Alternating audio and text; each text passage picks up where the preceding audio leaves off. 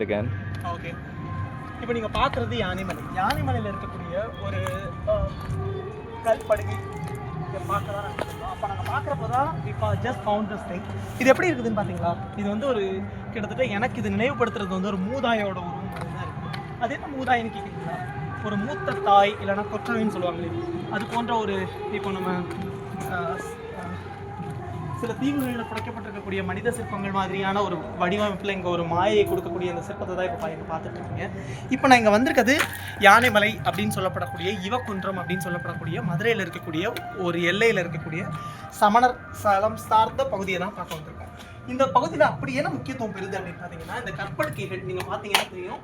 இந்த கற்படுக்கைகள் எப்போ எழுப்பப்பட்டது அப்படின்னு பார்த்தீங்கன்னா கிபி 1ஆம் நூற்றாண்டு. கிபி 1ஆம் நூற்றாண்டில் ஆரிதன் காய்வன் அப்படின்னு சொல்லப்படக்கூடிய 2 வணிகர்களாக இருக்கலாம். அவர்கள் வந்து இந்த கற்படுக்கைகளை அப்போ இருந்த சமண முனிவர்களுக்காக ஏற்படுத்தி கொடுத்துருக்காங்கன்றதை பார்க்க முடியும்.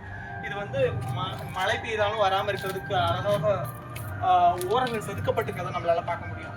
இங்கே அதற்கான தமிழி கல்வெட்டு எழுதப்பட்டிருக்கிறத பார்க்க முடியும். என்னால் தமிழ் வாசிக்க முடியாது, பட் அதை இன்னமும் அது வந்து இந்த மலையிலையும் சேதமடையாமல் இருக்கிறத இங்கே நீங்கள் பார்த்தீங்கன்னா தெரியும்.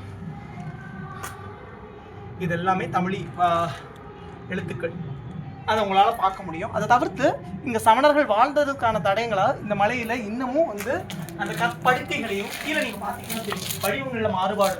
ஏன்னா இது ஒவ்வொரு காலத்தில் எழுப்பப்பட்ட கற்படுக்கைகள், இது எல்லாமே ஒரே காலத்தில் எழுப்பப்பட்டவை கிடையாது.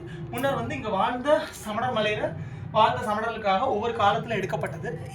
இதை நீங்கள் பார்த்தீங்கன்னா வந்து இட்ஸ் குவைட் இது வந்து அந்த காலத்தில் வந்து சமையலுக்காகவோ இல்லை ஔஷத தானம்னு சொல்லுவாங்க சமணர்கள். அதாவது மருந்து செய்கிறதும் வந்து அவங்களுடைய 4 பிரின்சிபலில் ஒன்றா இருந்தனால அதை வகைமைப்படுத்துறதுக்காக உருவாக்கப்பட்ட குன்றுகளாக இருக்கலாம்.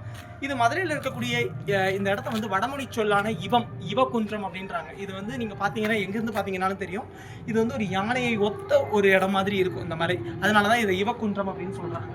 ஸோ முடிஞ்சால் நீங்களும் வந்து பாருங்கள். இந்த இடம் வந்து முக்கியமான ஒரு தமிழ் வரலாற்றில் மிகவும் முக்கியத்துவமான ஒரு இடம். அதுவும் ரொம்பவும் தனிமையாக இருக்கக்கூடிய ஒரு இடம். இப்போ இந்த இடம் வந்து தொல்லியல் துறையின் பராமரிப்புக்கு கீழே இருக்குது. அதுவும் இந்த தமிழ் கல்வெட்டோட பெரும் மக்கள் திரள் இல்லாமல் இருக்கிற ஒரு பகுதியில் இருக்கக்கூடிய இந்த இடத்துக்கு கண்டிப்பாக வந்து பாருங்கள். It's like it resembles like